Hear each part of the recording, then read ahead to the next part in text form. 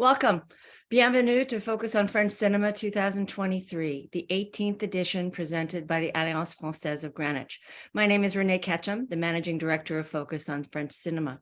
I am joined today by Gail Coveney, Co-President of the Alliance Française of Greenwich, and Focus on French Cinema Director of Programming, Joe Myers, for a conversation with Marie-Castille Mention-Schaar, the Director of Divertimento, which will premiere at Focus on French Cinema 2023. Welcome, everyone.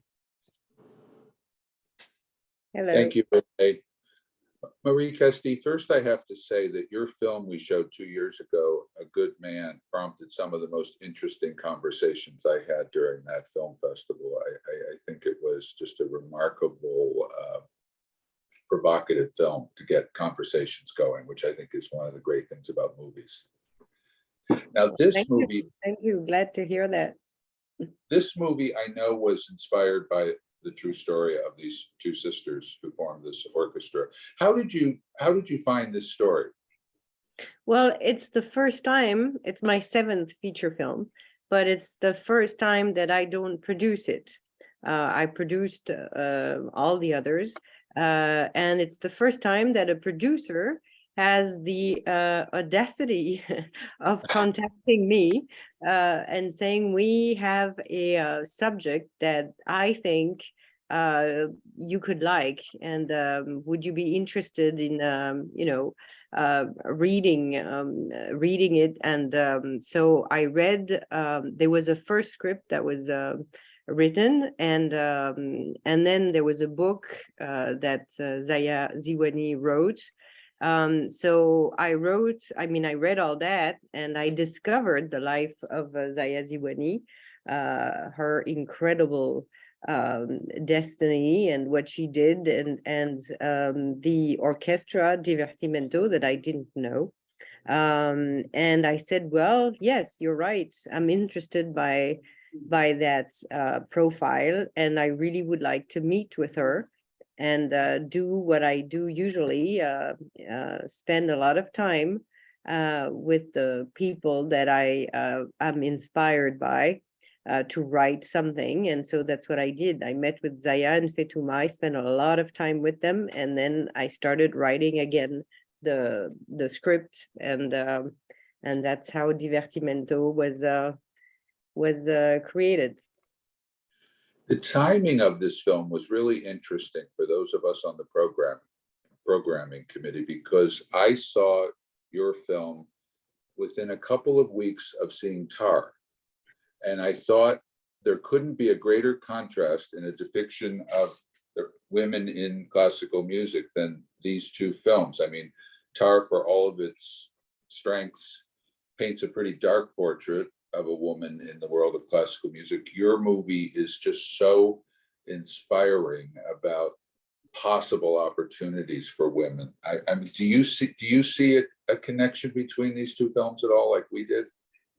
Well, the connection I see, which was quite incredible for me symbolically, is that because Star was released the same day than Divertimento, which was not a great thing. But it was, again, my first movie I did in 5 movies without Noémie Merlan. That was the first film where Noémie was not in, and she's in Tar. So to me, that was quite symbolically something. But other than that, about your question, I didn't see Tar yet. So I only heard a lot of things, but I didn't want to see it because to me it was not before the movie was released. I didn't want to see it. So but what I heard was that the original script of Tar, it was not a woman. The main character was not a woman. They transformed it into a female character. So which I think is interesting. Interesting. But I mean, the bottom line on this film that you've made is that it's a tough road for a woman to become a conductor. I mean, we even hear the statistics, but something tells me that just the presence of your movie and people seeing your movie will have some impact on that, because you show the struggle, you show the talent, and you show that she ends up in the same place as a young man who wants to be a conductor. Yeah, and we've done a lot of premieres in France and outside of France as well, and it was really very interesting and very rewarding in a way when I saw young women, talking at the end of the premiere, and saying, well, this movie is giving me strength to actually continue my dream. And this young girl who was 9 years old, she took the microphone at a debate and said, I'm a pianist, but I want to become a conductor. And that was so moving. We were crying both with Zaya Zimri, who was there, because she was a black girl, like the one I thought at when she took the microphone. I thought it was my little girl who's at the end of the movie. Yes. And but it was not her. And then she says, yeah, I'm a pianist, I want to become a conductor. And I say, well, if that movie allows one to become a conductor, then that's I know why I did this movie. Because I mean, I'm a fan of classical music, but I don't know the ins and the outs of what causes people to become successful conductors. But as an observer, it doesn't seem like there would be any reason a woman couldn't be as successful as a man as a conductor. Of course, but being a conductor, there's, a dimension of power. And I guess that's why it's been so difficult and it's so slow, the process for women to become conductors, because there is that position, of having the power of conducting Yes. orchestra that are, a lot of time there's a majority of men, even if that evolved. But so, it's I think that's the reason that this profession has stayed so masculine all those years. And Zaya was saying that still today, when she's a renowned conductor, it happens that she's invited to conduct an orchestra, and she can see, sometimes she hears some words from musicians that are not happy that a woman Wow. is going to conduct them. Yeah, So. I first became aware of sort of the lack of female conductors when several years ago I met Marin Alsop, who's the conductor of the Baltimore Symphony, and I was then told by people around her how she was a rare woman conductor of a major orchestra in the United States, and I was kind of shocked by that. Yeah, it is shocking. But hopefully it's going to progress. Now, you don't really go into this issue so much, but in this country, there's a lot of concern in the area of classical music, that because music education has been pulled out of our public schools by and large, symphonies find themselves in trouble attracting younger audiences with classical music. And a lot of them have been forced to introduce movie scores and more popular programming to keep their audiences up. Are you in a similar situation in France and in Europe with that challenge? I don't think so, because I think there's been a lot of programs in education for children to actually be able to practice music, practice an instrument, and some of them Zaya has participated in them.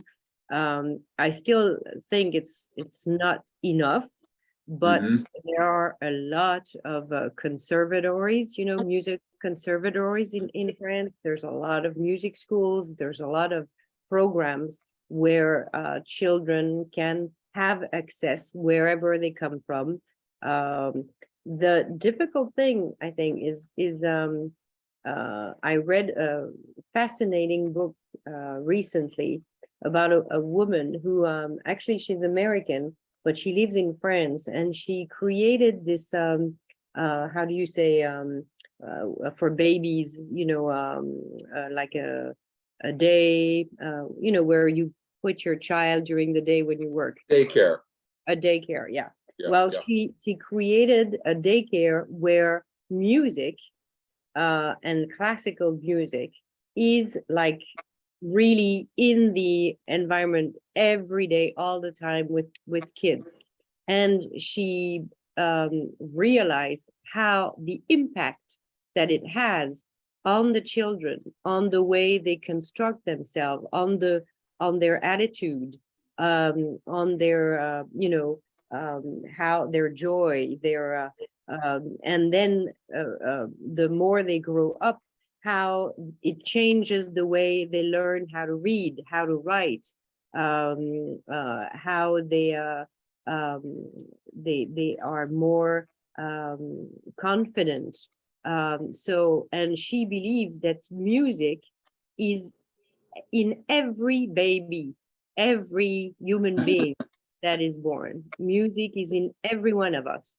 But we have to have the luck and the chance, like Zaya and Fetuma had, for example, to be Yes. in a family, to be in an environment where you're going to have access to that music, listening to music, because listening to music can change your life really, and gives you, the desire to actually practice music or not. But at least you have the option, you have the choice, and it's going to be very, very impactful on you. But for that, you have to have the access to music, Yes. listening to music, and that's why I think it's very important that we work on that, because it really can change your life. I practiced music when I was 6 years old. My grandmother was a violinist and a piano and violin teacher, and my father was a pianist. And I learned piano when I started when I was 6 years old, and I know the impact that it had on me. Where suddenly, your mood can change because you're in your music. It gives you some energy, it gives you some joy, it gives you again some confidence. And again, you can choose that no, you don't want to practice, no, you don't like it, but to have the choice, to have the option is very important. You really illustrate that universal quality of music and how it can just pull you in with your final scene where the bolero is played again. I mean, it was played at the beginning of the film, but we see a very diverse audience of ages, ethnicities, gender, just get swept up in it. And I mean, it's the perfect ending for this film, I think. Thank you. Well, it was important because for most of the people who are in that scene and who listen suddenly to that, they've never been to a concert, Yes. a symphonic concert. Suddenly they see that orchestra, they hear, that bolero, and of course it has an impact because they discover something, their ears, their brain discover something. And of course it's a privilege when I was going to concert regularly with my grandmother during the weekend, and I know how much I love that and what it changes. And again, some people never had the chance, never had the opportunity of going to a concert, and that's what I wanted to show with that ending scene, is that suddenly you can see on the faces of some Yes. of the people that they discover they've never heard that, and the joy that it gives them. It's very powerful. Now, so much of this film, the power of the film rests on the two people who play your sisters in the film. Was that a long journey to find the right women to play those parts? No, it was not. It was actually quite fast. The long process was for all the other musicians, because I really, that was a condition. I only wanted musicians to play musicians. I didn't want to have actors who played musicians.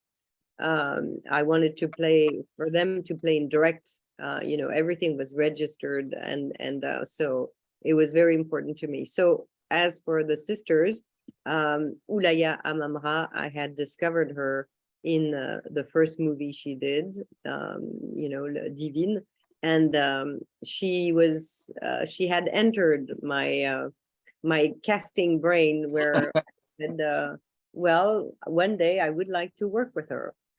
So when I discovered the story of Divertimento and started to think and project, myself into what actor, immediately it was Oulaya, immediately. And so then I met with her, and the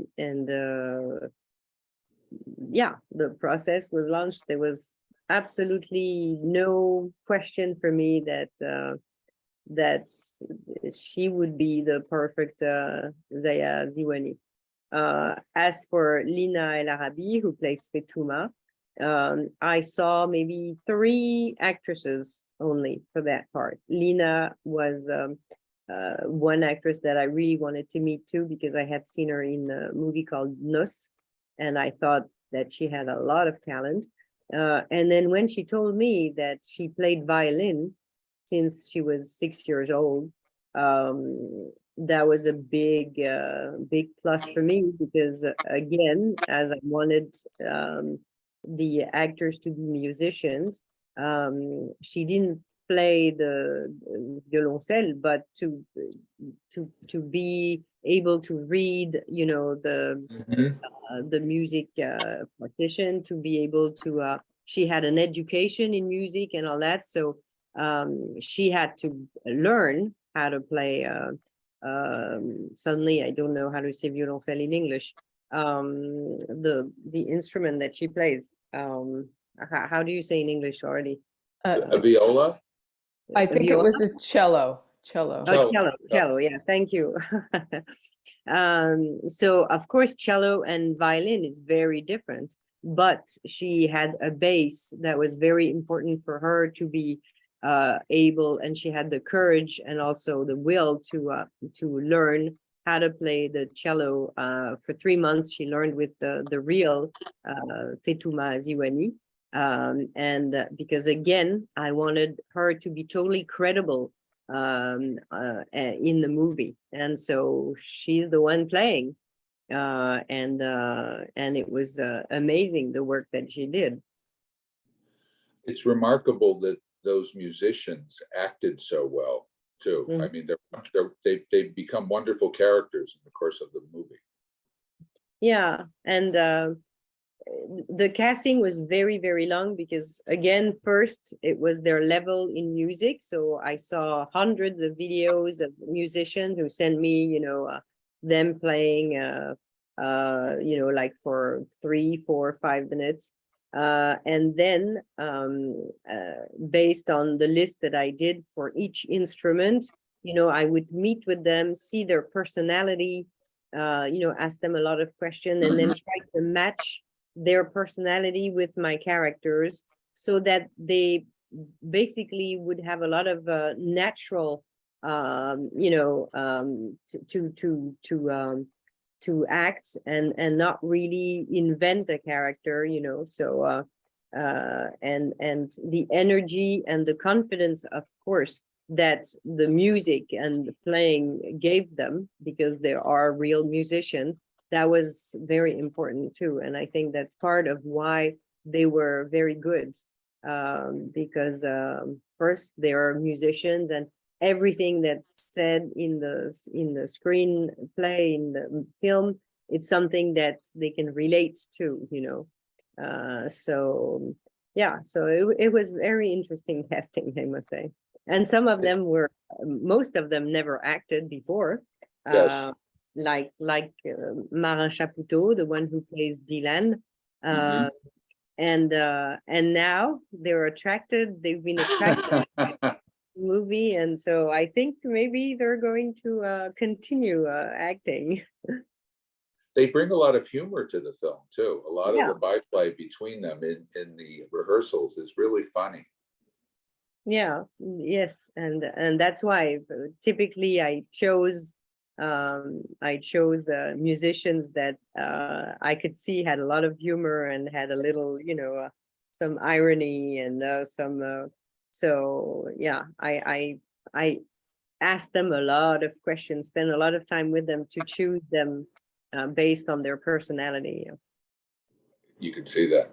One of the most powerful aspects of the movie for me is the way you show that a good mentor is probably going to be very tough. You know, that a mentor has to really test you in many ways to have you learn. And your use of Niels Arestrup in this film is really remarkable. I mean, it's not that he has a tremendous amount of screen time, but boy, does he cast a big footprint on the film. Yeah. Well, yeah, because playing Sergiu Celibidache, which I learned since I did the movie that John Malkovich is going to play Sergiu Oh, Celibidache. There's going to be a movie based on the life of Sergiu Celibidache, so that's interesting. So after that's Niels Arestrup, it's John Malkovich.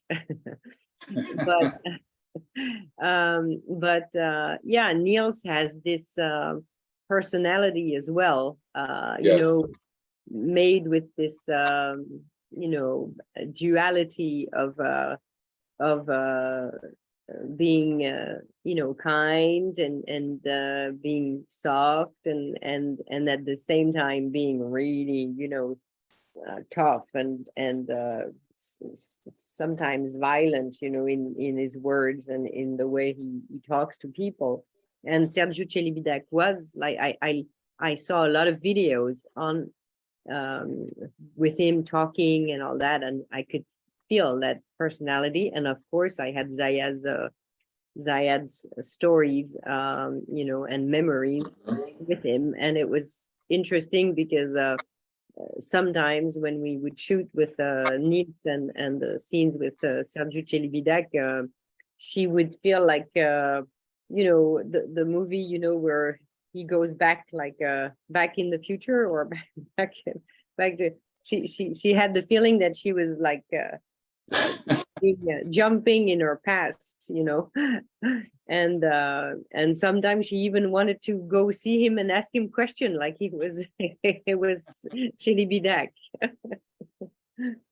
So Did you have a mentor like that when you were starting out, or when you were in your school years? Was there one person that really pushed you in that way that made a difference? That's an interesting question. I never thought about that.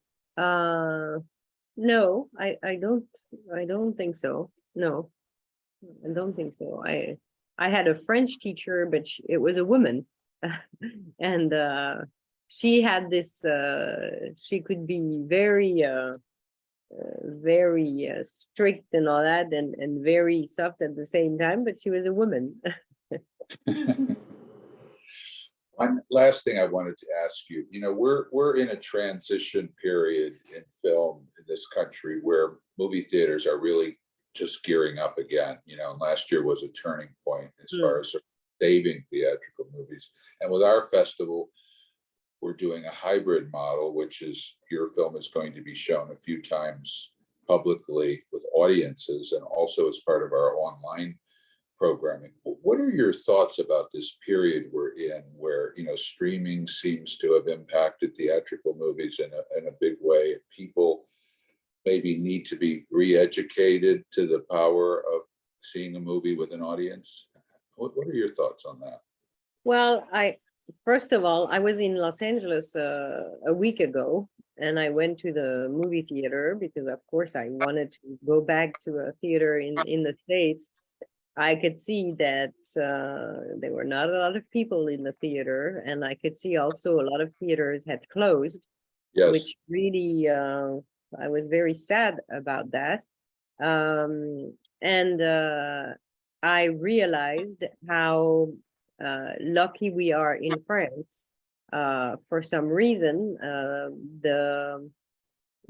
the cinema right now. I mean, I went to a lot of theaters, a lot of where the theater were full, absolutely full, and I think maybe we have this habit, this culture of cinema that is more important. And also maybe we had a lot of more help during, the pandemic and then and after. But I said, oh, well, we're pretty lucky in France because I feel like there were a lot of impact, of course. And A yes, Good Man, my movie before, was was a lot impacted by the COVID situation. But I feel like today, in America, the situation is not as good as it is in France with the movie theaters. And I think that Divertimento is one of the movies that can make an audience realize the impact of a movie theater, because every premiere that I did in France, at the end, I said to the public, I'm sure you realized when you were watching this movie that you would never had the same emotion, never had the same feeling about the screening if you had seen it on a TV or on a computer. Yep. And they were all applauding at that time because they realized how the difference between a theater, the importance, of a movie theater in terms of sound, in terms also of seeing something together, feeling something together, crying, laughing together, and hearing the music. The music is such a link between all of us. And Yes. so I think that kind of movie makes people realize that, yes, a movie theater has its importance, and it's important to, resist and make sure that they continue existing. One of the things we're going to emphasize for those of our audience who watch the film at home is that they try to use earphones or Yes. earbuds so that Yes. the musical aspect of it really comes through. Yes, Because- I told that to Renee when she told me, unfortunately, there would be some people only watching it because it makes a big difference. And again, it will never have the same impact than seeing it in a screening room. But yes, the music, the sound, all the work that we did to project, the audience into the Zaya Ziwani's head and Yes. ear, it's very important to hear that. One last thing, is it too soon to ask you if you've moved on and you're working on something right now? I'm working on quite a few projects. I have one that I'm absolutely passionate about, and that which would be my first movie in English. Oh. So that means I would not be able to come to